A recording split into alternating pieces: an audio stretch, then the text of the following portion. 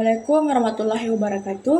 Perkenalkan, nama saya Najibah Hedainur dengan NIM 24040450120. Ini saya akan mempresentasikan materi dari makalah saya yang berjudul Peran Bimbingan dan Konseling dalam Mengatasi Rendahnya Minat Pelajar terhadap Mata Pelajaran Tertentu.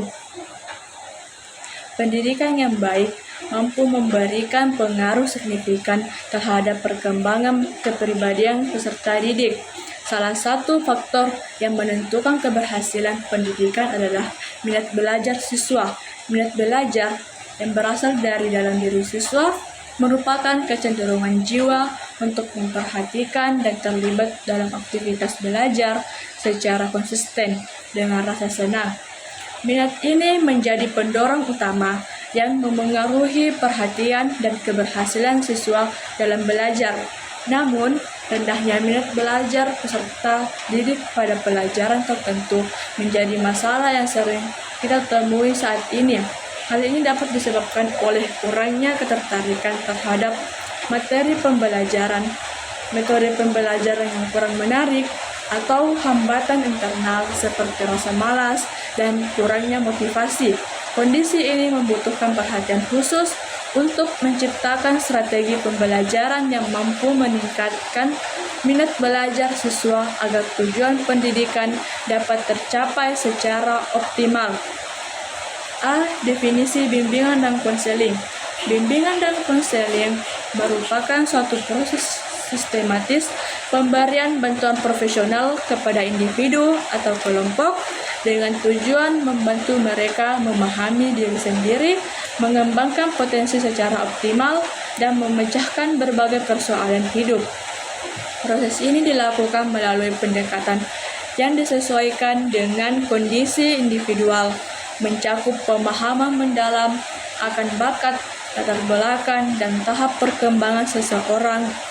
Bimbingan dan konseling bertujuan untuk memfasilitasi pengembangan diri sesuai dengan predisposisi yang dimiliki, konteks lingkungan yang positif, dan tuntunan perkembangan konstruktif dengan strategi penanganan masalah yang komprehensif baik di lingkungan sekolah maupun melalui kolaborasi dengan pihak eksternal.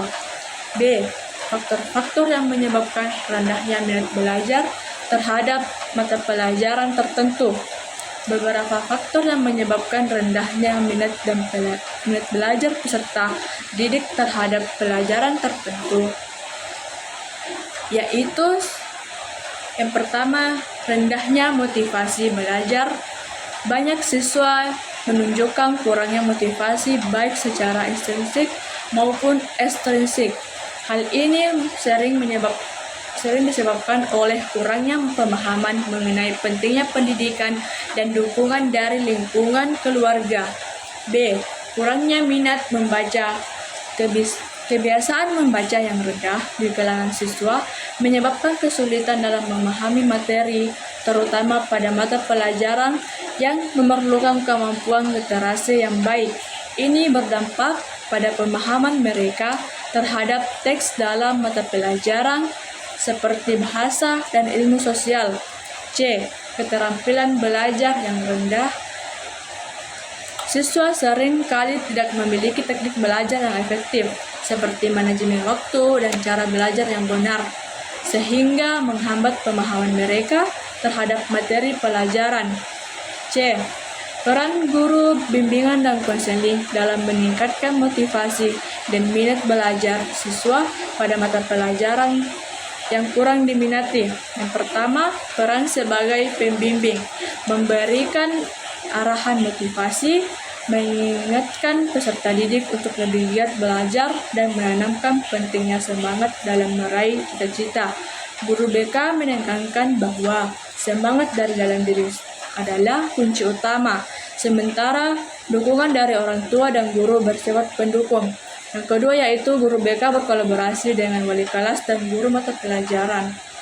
Dalam proses pendidikan tidak akan berjalan dengan baik tanpa adanya kerjasama kedua belah pihak seperti peran yang guru BK lakukan, yaitu bekerja sama dengan guru mata pelajaran agar lebih meningkatkan teknik pembelajaran yang memancing motivasi peserta didik agar lebih giat dalam belajar.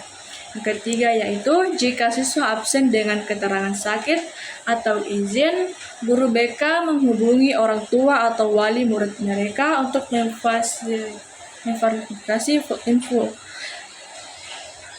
yang baik.